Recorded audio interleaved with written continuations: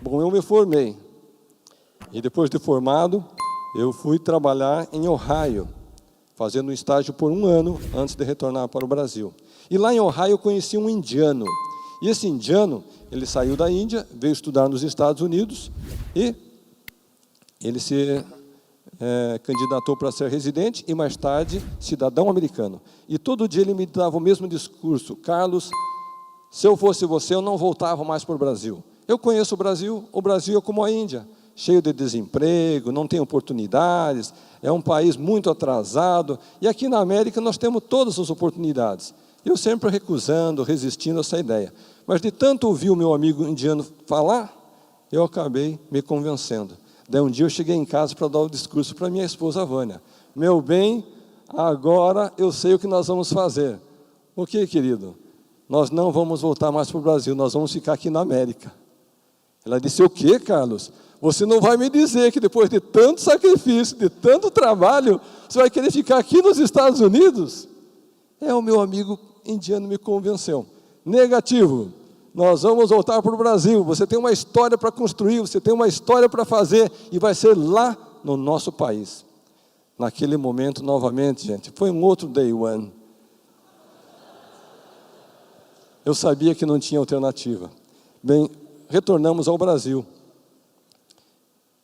E eu trabalhava de segunda a sexta, das 8 às 18, numa multinacional. Até que um belo dia, um colega do trabalho fez a seguinte pergunta: Carlos, será que você poderia nos dar algumas aulinhas de inglês à noite?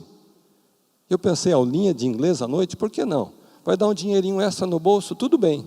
E assim eu comecei dando aulas na minha casa, para 1 aluno, 2 alunos, 3 alunos. Até que não tinha mais tempo livre para ter mais um aluno. Bom, naquele momento, eu comecei a pensar: será que eu devo abrir uma escola? Será que eu não devo? Será que isso é somente um complemento à renda? Será que esse é um projeto de vida? Eu simplesmente não sabia naquele momento o que seria do meu futuro profissional. Mas eu vou contar para vocês o que aconteceu no dia em que eu desisti de trabalhar naquela multinacional. Porque eu pensava no início que ia fazer uma carreira como executivo, trabalhar 3 anos, 4 anos, depois passar para uma outra função. Mas logo no primeiro ano que eu retornei para o Brasil, eu vou contar para vocês o que aconteceu que eu desisti de seguir aquela carreira. Um belo dia, entro no Banco Bradesco, na cidade de Mogi Mirim, onde que eu trabalhava, a indústria Champion, papel e celulose. Fui receber o meu salário. E daí eu fiz a maior loucura que alguém pode fazer, gente. Aquela fila com 6, 7 pessoas, quando chegou a minha vez de ser atendido, eu olho em cima do balcão da caixa, um cadastro, folha confidencial dos salários da empresa para a qual eu trabalhava. E olha que loucura, gente. Eu perguntei para a mocinha do caixa: será que dá para você ver qual que é o salário do diretor mais alto da empresa? E a loucura maior, ela disse: como que é o nome dele? E eu falei o nome dele. E a mocinha, mais louca ainda, simplesmente correu assim na lista, olhou e me falou o valor. Eu disse: não, acho que você se confundiu. Olha bem, o nome dele é esse. E ela correu outra vez e disse: esse é o valor. Daí eu fiz a outra pergunta: mas esse salário é mensal, é quinzenal ou é semanal? Ela disse: claro que é mensal. A empresa não faz pagamentos nem quinzenal e nem semanal. Gente, eu recebi meu humilde salário naquele dia e eu voltei para casa com uma certeza: eu não vou querer gastar 10, 20, 30 anos da minha vida para quando chegar lá próximo à aposentadoria, eu estar recebendo esse salário.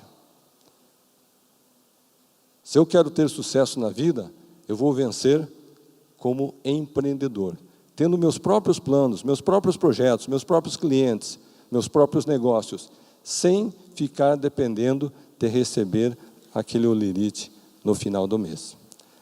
Acontece, gente, que eu descobri que todo empreendedor, ele passa pela experiência semelhante a você atravessar um túnel escuro, que você não tem as respostas.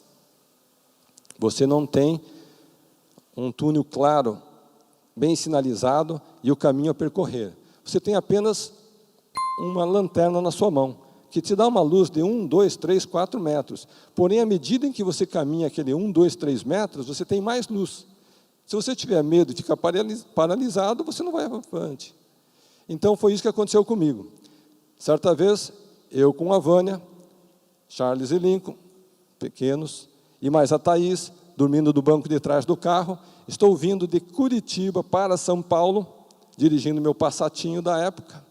E, naquele momento, eu comecei a meditar sobre qual seria o meu futuro como empreendedor. Eu tinha feito com a minha esposa uma relação de 10 projetos diferentes que nós podíamos empreender. Um deles seria dar as aulinhas de inglês. Agora, olha só que curioso, às vezes você tem um projeto na mão e você mesmo não consegue ver o potencial daquele projeto. Dar aulinhas de inglês, para mim, era somente mais um projeto entre os 10. Bom, eu me lembro que minha esposa dormindo no banco do passageiro, as crianças dormindo no banco de trás do Passatinho, eu dirigindo na Regis Bittencourt, Curitiba, São Paulo, e eu comecei no espírito de oração falar com Deus. Meu Deus, qual será o meu futuro como empreendedor? Aonde devo atuar? Qual será a área que eu devo agir? Qual é o caminho que eu devo empreender para garantir o meu sustento, criar uma riqueza, poder compartilhar essa riqueza e gerar oportunidade para milhares de pessoas? E, gente, a resposta veio. O setor de educação é o teu caminho. E daí eu fiz a pergunta, mas, meu Deus, qual que é a resposta? Aquelas aulinhas de inglês é o teu futuro. E ainda eu fui conversando, eu disse, mas uma escolinha de inglês vai me deixar próspero, rico, milionário? E daí veio a resposta, mas não é uma escolinha, é uma rede de escolas. Daí eu fiquei assustado com a resposta. Daí eu disse, mas meu Deus, uma rede de escolas, como que eu vou fazer isso? Daí me veio um versículo na mente, Mateus 7,7. Pedi e recebereis, buscai e achareis, batei e abrir-se-vos-á. Então, naquele momento, ficou claro para mim qual seria o caminho. Minha esposa estava deitada, dormindo, eu simplesmente bati nela, meu bem, meu bem, meu bem, eu sei o que nós vamos fazer. Fazer aonde, quando, como? Nós vamos abrir uma escola de inglês. A minha mulher disse, Carlos, as suas ideias malucas, e voltou a dormir. Bom, gente, às vezes nós recebemos uma resposta de Deus e daí a gente vai conferir com os amigos para saber que aquilo que Deus nos disse está certo ou está errado. E eu fiz isso, eu fui falar com meus amigos, o que vocês acham, hein? Estou pensando em abrir uma escola de inglês. Adivinhe só o que os meus amigos me disseram. Carlos, você é doido, não faça isso, não troca o certo pelo incerto, tem muita concorrência. E alguns ainda diziam, Carlos, esse negócio de dar aulinhas de inglês não dá futuro para ninguém. Bom, gente, depois de tamanha motivação, estímulo, incentivo por parte dos meus amigos, o que será que eu fiz? Confesso que fui para casa, eu chorei. E meus amigos, o que eles fizeram, hein?